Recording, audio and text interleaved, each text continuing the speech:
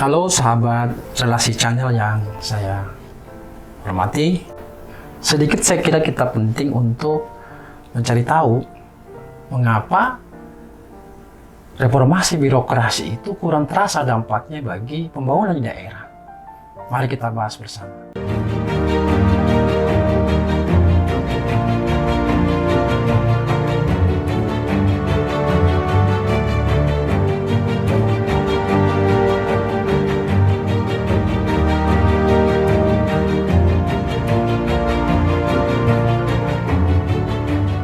Tentu pertanyaan kita adalah mengapa banyak program reformasi birokrasi itu yang gagal. Nah, tentu kita di sini perlu memetakan apa menjadi kebiasaan kita di birokrasi selama ini dan kenapa tidak membangun hal-hal penting yang berkaitan dengan upaya mensukseskan program reformasi birokrasi itu. Yang pertama saya kira adalah kebiasaan kita itu apa yang disebut dengan over planning. Terlalu banyak melakukan perencanaan, tapi tidak menjadikan perencanaan sebagai indikator akhir daripada keberhasilan daripada pembangunan itu. Dan kalau kita lihat ke dalam lebih dalam lagi, planningnya itu tidak membangun nilai-nilai baru yang memang diharapkan oleh masyarakatnya waktu pembangunan yang berdampak. Karena umumnya mereka, walaupun ada disebut dengan musrembang dari mulai tingkat kecamatan, kabupaten, provinsi, nasional, tapi itu hanya formalitas. Karena pada akhirnya apa yang ditentukan yang sudah dikerjakan lewat meja para birokrat ini itu tidak connect dengan apa yang diinginkan oleh masyarakat. Di samping tentu masyarakat sendiri memiliki kelemahan karena kadang-kadang mereka apa yang diinginkan itu hal-hal yang bersifat fisik dan tidak bersifat substansi dan berjangka panjang. Sehingga disinilah peran pemerintah untuk membangun nilai-nilai baru di dalam perencanaan itu. Karena dialah yang memiliki kewenangan dan tahu seperti apa dampak yang ditimbulkan dari sebuah perencanaan yang baik. Yang kedua adalah over analysis. Jadi terlalu banyak melakukan penilaian-penilaian dan hasilnya ada, dibiayai malah, tetapi tidak ada atau kurang menemukan makna baru dari hasil analisis itu. Karena analisis itu ataupun melakukan survei itu atau riset itu semata-mata mengukurkan kewajiban. Jadi banyak hasil penelitian ditemukan itu sekedar menjadi tumpukan kertas dan tidak menghasilkan sebuah nilai baru yang seharusnya ditindaklanjuti. Sehingga reformasi birokrasi itu reformasi birokrasi yang betul-betul selalu ada upaya untuk menemukan cara-cara baru di dalam meningkatkan kualitas pelaksanaan reformasi birokrasi melalui berbagai program prioritas di masing-masing daerah. Nah, yang berikutnya adalah over compliance. Jadi banyak sekali keberatan-keberatan daripada masyarakat terkait dengan apa yang dikerjakan pemerintah. Ini bisa kita lihat bagaimana demonstrasi-demonstrasi itu menjadi sebuah tontonan yang tidak pernah berhenti di setiap waktu. Karena ya kita hanya fokus pada upaya itu pun kalau merespon ya. Seperti apa caranya supaya tidak di-compliance lagi. Atau banyak pemenuhan-pemenuhan yang kita lakukan tapi sebenarnya itu bukan sesuatu yang baru dan menjadi solusi bagi masyarakat. Karena tugas baru pemerintah itu adalah menemukan cara-cara baru di mana program dan kebijakan yang dilakukan pemerintah itu merupakan solusi terbaru terbaik bagi masyarakat, tidak merupakan pengulangan-pengulangan. Sehingga pemenuhannya itu bukan pemenuhan yang bersifat pengulangan, tapi cara baru. Mari kita belajar dunia bisnis di mana setiap waktu mengeluarkan produk-produk baru, jasa-jasa baru yang berbeda. Karena memang didorong oleh sifat bersaing yang tinggi. Nah, kita ini yang tidak memiliki mindset seperti itu. Yang berikutnya adalah overstruktur. Nah, jadi kita bekerja ini membangun struktur, membangun susunan organisasi yang pada akhirnya membuat kita menjadi kaku. Karena proses bisnisnya menjadi panjang, bertele-tele, harus melewati struktur yang kita bangun sendiri yang membuat kita terjerat. bukan membangun network jejaring. Nah, jejaring sekarang ini lebih mudah karena ada fasilitas teknologi informasi dan komunikasi atau digital yang kita bisa gunakan. Sehingga tidak perlu harus membutuhkan ongkos. Sehingga apa yang tersebut dengan lebih cepat, lebih mudah, lebih murah itu bisa dilakukan dengan memanfaatkan digital. Yang terakhir saya kira over fragmented. Nah, cara kerja di birokrasi ini cenderung asik dengan dirinya sendiri dan mempertahankan kewenangan dimiliki dan tidak melihatnya sebagai sebuah sistem. Sehingga cara pandang over helikopter itu menjadi sangat penting dalam melihat permasalahan, tapi dia lihat dari sisi jendelanya saja. Sehingga unit lain tidak menjadi penting, dialah menjadi sangat penting. Nah, inilah cara kerja individu seperti ini harus dirubah, sehingga harus diarahkan kepada upaya membangun model mindset baru seperti dengan kolaborasi. Sehingga struktur tali itu tidak boleh terlalu banyak, karena itu akan mempersulit kita untuk berkolaborasi. Struktur harus diminimalisir dan mindset orang-orangnya selalu berpikir bahwa harus bekerja dalam sebuah tim, di mana timnya ini bisa elastis. Inilah saya kira model baru di dalam cara pandang seorang ASN, di mana kompetensinya bisa dioptimalkan dengan cara berkolaborasi dengan berbagai tim yang ada, dan ini dimungkinkan dengan regulasi yang baru. Beberapa aspek realita yang kita lihat di dalam berbagai program yang kemudian tidak berdampak bagi masyarakat itu karena RB selama ini penilaiannya terjebak pada instrumen yang bersifat inward looking. Jadi hanya melihat ke dalam apakah unsur-unsur sudah terpenuhi atau tidak dengan dibantu dengan bukti-bukti dokumen. Tidak outward looking gitu. Di mana menyasar bagaimana kemanfaatnya bagi kebutuhan masyarakat di suatu wilayah di mana pemerintah itu dilaksanakan.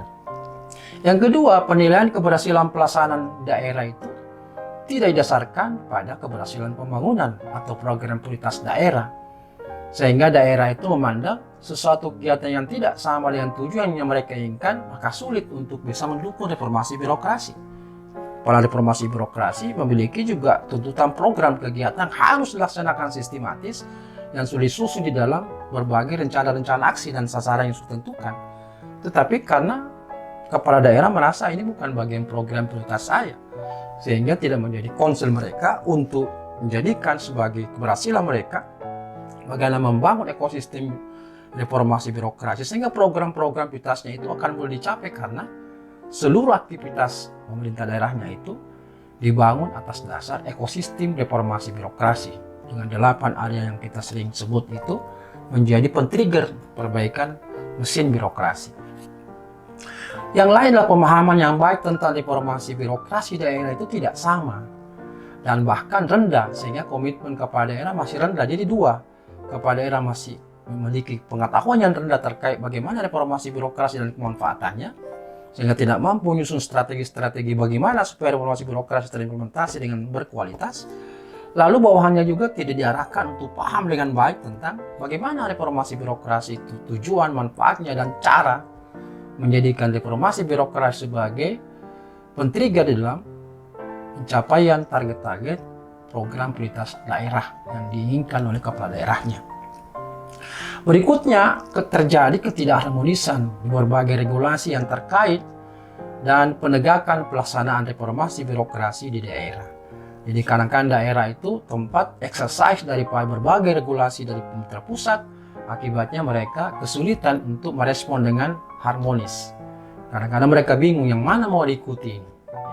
Sehingga ini salah satu aspek penghambat. Gitu kan. Jadi penting saya kira di tingkat regulator ini bisa duduk bareng dan mensinergikan dan harmoniskan regulasi. Sehingga begitu diimplementasikan di daerah, itu mereka tidak bingung. Berikutnya, indikator keberhasilan RB di daerah itu disamakan, padahal kondisi setiap daerah itu kan berbeda-beda.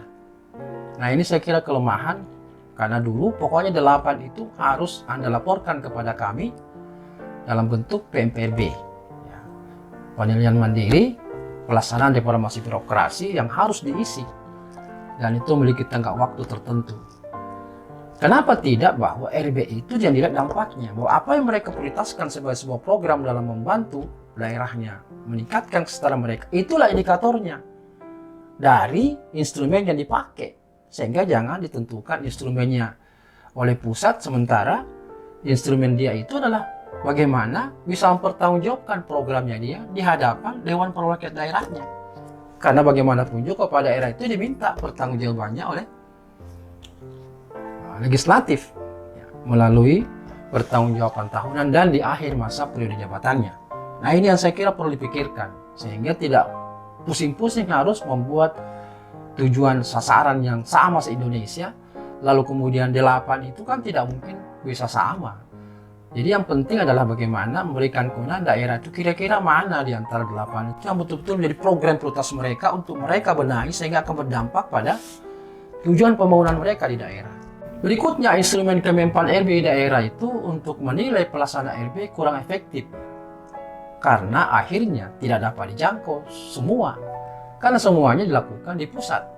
Akibatnya verifikasi keberhasilan tidak optimal, paling digunakan dengan cara-cara mengambil sampling. Ya, apalagi di masa pandemi itu kan tidak bisa ke daerah melihat langsung ya. Dan ini semua ditangani oleh Kemenpan RB yang saya kira sangat terbatas dari sisi resources. Akibat cara verifikasinya itu dengan sampling itu menjadi salah satu aspek kelemahan saya kira. Termasuk juga aspek penilaian dengan menggunakan instrumen PMPRB. Nah, ini penting saya kira dibuat ke depan bagaimana kolaborasi dengan institusi tertentu yang memang bisa dipandang untuk bisa bekerja sama berkolaborasi dengan institusi tertentu untuk membantu Kementerian Pan RB di dalam memverifikasi seperti apa keberhasilan daripada pelaksanaan RB di daerah.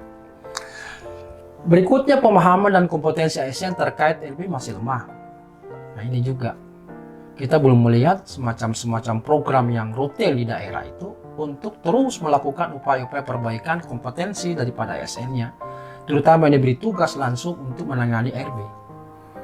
Sehingga yang mengerjakan ya hanya pada orang tertentu yang memang diberi kewenangan, yang lainnya tidak tahu gitu. Nah, ini yang saya kira menjadi penyebab sehingga bukan RB itu sebagai sebuah gerakan bersama untuk bisa menjadikan RB sebagai pemicu keberhasilan pembangunan di daerah. Hal lain yang saya kira dan di luar ini merupakan kewenangan di birokrasi, di mana sistem rekrutmen kepala daerah kita itu terkait relevansi dengan posisi pentingnya RB masih bermasalah. Karena partai politik masih berkewenangan untuk memilih namun tidak membangun sebuah kapasitas pradia menduduki jabatan kepala daerah yang memang dalam konteks ini memberi bekal kepada mereka tentang apa itu reformasi birokrasi menjadi pekerjaan penting saya kira bagi partai politik, sehingga ketika terpilih menjadi kepala daerah maka dia paham tentang apa itu RB. Berikutnya, kebijakan pusat itu belum tentu bisa ditindaklanjuti langsung oleh Pemda karena berbeda dengan prioritas pembangunan daerahnya. Nah, ini satu masalah sendiri yang saya kira penting untuk dibenahi. Itulah yang saya usulkan tadi, bahwa semestinya keberhasilan RB itu diukur dari keberhasilan program prioritas mereka.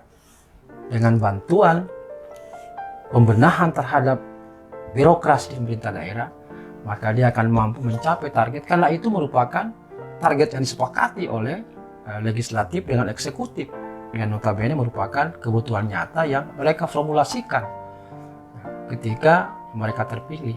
Tapi itu bukan menjadi bagian daripada tujuan RB. RB tersendiri, program prioritas daerah tersendiri. Nah, disinilah terjadi fokus yang mendua. Sehingga apa akibatnya? RB itu menjadi proyek saja, bukan bagian dari program prioritas kepala daerah. Berikutnya, saya kira belum diintegrasikannya besaran tunjangan kinerja pegawai dengan reformasi birokrasi dan sakit. Ya, walaupun sekarang ini dalam perimbangan pusat dan daerah itu salah satu aspek untuk memberikan tunjangan kepada pegawai itu harus dasarkan pada salah satunya adalah keberhasilan RB. Tapi ini kan memerlukan lagi regulasi lanjutan dan ketegasan untuk menerapkan undang-undang tersebut, Undang-Undang Nomor 1 Tahun 2023. Saya kira ini menjadi penting ya, atau Undang-Undang Nomor 1 Tahun 2022 tentang perubahan keuangan pusat dan daerah. Inilah sahabat relasi channel yang ingin saya sampaikan pada kesempatan ini. Mudah-mudahan memberikan manfaat, dan silakan Anda berkomentar di bawah kolom yang tersedia. Jangan lupa like, share, dan komen. Salam reformasi birokrasi.